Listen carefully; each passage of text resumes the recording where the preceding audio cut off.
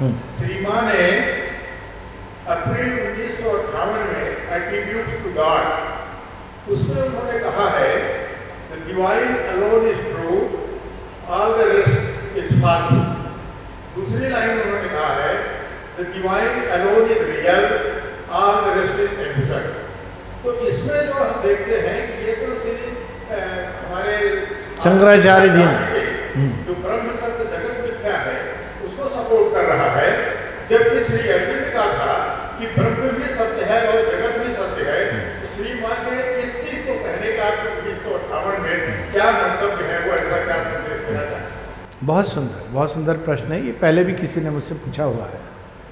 तो अब मिथ्यात्व से यहाँ दो अर्थ हैं दोनों के। जब ये कहा जा रहा है कि जगत मिथ्या, इसमें बहुत सारी विवेचनाएं हुई हैं, लेकिन मैं सिंपल चीज कर रहा हूँ कि जब ये कहा जाता है कि ये मिथ्या है, तो इसका एक अर्थ होता है कि ये है ही नहीं। जो पोस्ट शंकराचार्य, अब शंकराचार्य ने किस सेंस में कहा था ये इसकी बात नहीं हो रही है। जैसे ये समझा जाता है कि ये है ही नहीं, जो अपने आप में एक लॉजिकल इम्पॉसिबिलिटी है कि यह है ही नहीं, therefore it is a non existent reality, इससे तुम उलझ रहे हो, जो है ही नहीं, तो ये तुम्हारी मूर्खता है। ये एक सेंस है, सेंस की बात कर रहा हूं कि मिथ्यात्व से दो। दूसरा आता है कि जगत मिथ्या, यानी it is except divine all is falsehood. मतलब ये जो संसार है वो है, लेकिन डिस्टॉर्शन है एक सत्य का। मिथ्यात्व क्या है? मिथ्यात्व सत्य का ट्विस्ट है। इसको बड़े सुंदर ढंग से समझाया गया कई जगह। Devil is in the details, asura quoting the scriptures. तो रावण मिथ्यात्व क्यों? क्योंकि वो क्या कहता है, अहम ब्रह्मास्मि।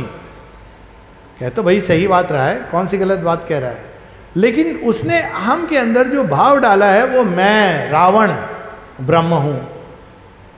तो बेसिकली ये जो संसार है उसका जो मूल सत्य है वो दिव्य है, लेकिन वो डिस्टॉर्ट हो गया है। तो उस मूल सत्य को अगर आप नहीं पकड़ेंगे तो ये बाकी सब, अगर आप डिस्टॉर्शन को सच मान बैठेंगे तो ये समस्या है।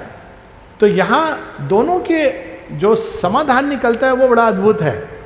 यदि ये संसार मिथ्या इस सेंस में है कि ये है ही नहीं, तो फिर इसको ना आप चेंज कर सकते हैं ना रूपांतरण, क्योंकि वो है ही नहीं। सूत ना कपास कोरी से लठा लठी।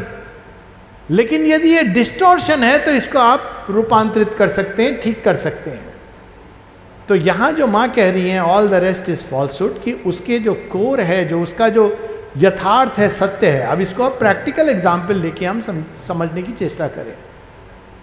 माता पिता ये रियल है कि अनरियल है?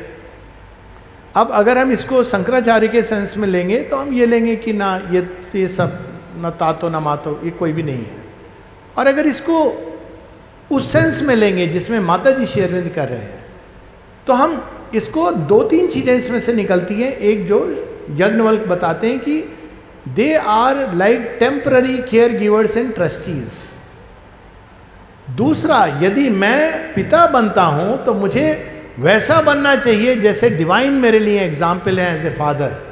उनके अंदर जो इन्फिनिट पेशेंस है, मतलब पिता देवो भवा मातृ देवो भवा, इसका ये सेकंड सेंस है।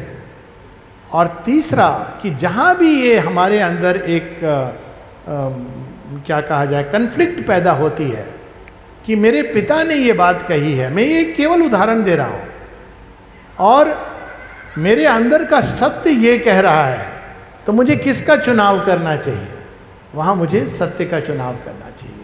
तो यदि ये बात हमारे अंदर स्पष्ट हो जाए कि ये संसार एक विकृति है, इसीलिए रूपांतरण की बात है।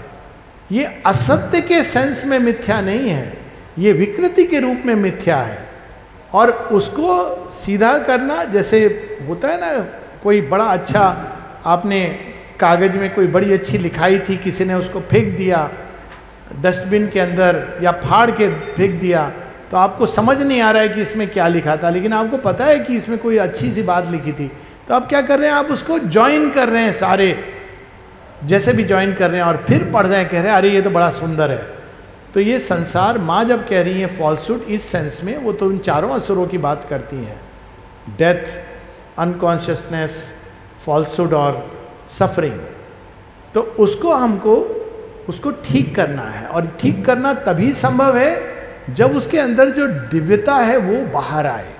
तो इसको हम असदो माँ सदगम्या, तमसो माँ ज्योतिर्गम्या, मृत्युर्मा मृतंगम्या का एक सेकंड सेंस लेते हैं। एक सेंस है असत से सत की ओर, मृत्यु से अमृतम अमृतत्व की ओर, अंधकार से प्रकाश की ओर। एक दूसरा सेंस है कि असत के अंदर जो सत छिपा हुआ है, क्योंकि वो सर्वत्र है, उसका बाहर आना। अंधकार में जो प्रकाश है उसका बाहर आना। मृत्यु की घूंघट में जो अमृतत्व है उसका बाहर आना। और इसका एग्जाम्पल क्या है? एग्जाम्पल रावण वध है, अभी अभी हुआ है। रावण एक प्रतीक है मिथ्यात्व का, मतलब जिसकी बात हुई। लेकिन जब रावण का गिर जाता है धरती पर, तो क्या बन गया है? उसने अपनी जो अब उस आश्रिक प्रवृत्ति उसकी, it has reached it's culmination, कि नहीं होगा, वो गिर पड़ा है। वो समझ गया है कि मैं जो समझता था अपने आप को वो सब समाप्त। अब वो क्या बन गया है? ही बिकम्स अगेन द भक्त ऑफ द लॉर्ड। तो भगवान राम कहते हैं लक्ष्मण को ज्ञान प्राप्त करो इससे। अब वो रावण जो था वो एक डिस्टॉर्शन था, वो तो ओरिजिनल जय विजय है। लेकिन ये डिस्टॉर्शन, तो चीज़ों के अंदर जब डिस्टॉर्शन समाप्त होता है तो जगत रहता है, लेकिन अब वो अपनी यथार्थता में प्रकट होता है। और इसका एक फाइनल एक उदाहरण दे दूं, कल परसों भी किससे बात हो रही थी, तो अब वेदांत वाले हैं ना, इस बात को पकड़ पकड़ के घुमा घुमा के समझाते हैं।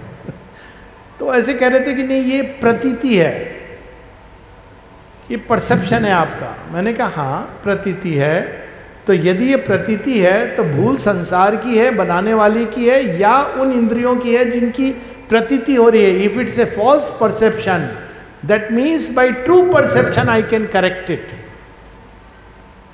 तो मैं तो उसी बात को कि यस इट इज ए प्रतीति, पर प्रतीति तो है ना। इसको शेरविंद ऐसे बताते हैं कि इल्यूजन, रोप और स्नेक की जो उदाहरण दिया जाता है कि भाई कोई तो चीज है जिसको आप सांप समझ रहे हो, ऐसा तो नहीं कि नहीं है और आप देख रहे हो, तो इल्यूजन नहीं हुआ ना, वो तो हेलुसिनेशन हो गया कि कोई चीज नहीं थी लेकिन दिख रही थी। लेकिन कोई चीज है पर जैसी है वैसी नहीं दिख रही है, जैसे वो कनकेव मिरर होता है। तो उस सेंस में माँ कह रही हैं। तो दोनों ही बात अगर बाहर से देखें तो लगता है एक ही, लेकिन उसकी गहराई में एक में संसार को छोड़ देने का भाव छिपा है, दूसरे में इसके रूपांतरण का सत्य छिपा है। बहुत धन्यवाद। बहुत सारे उत्तर हमको सुनने को मिले।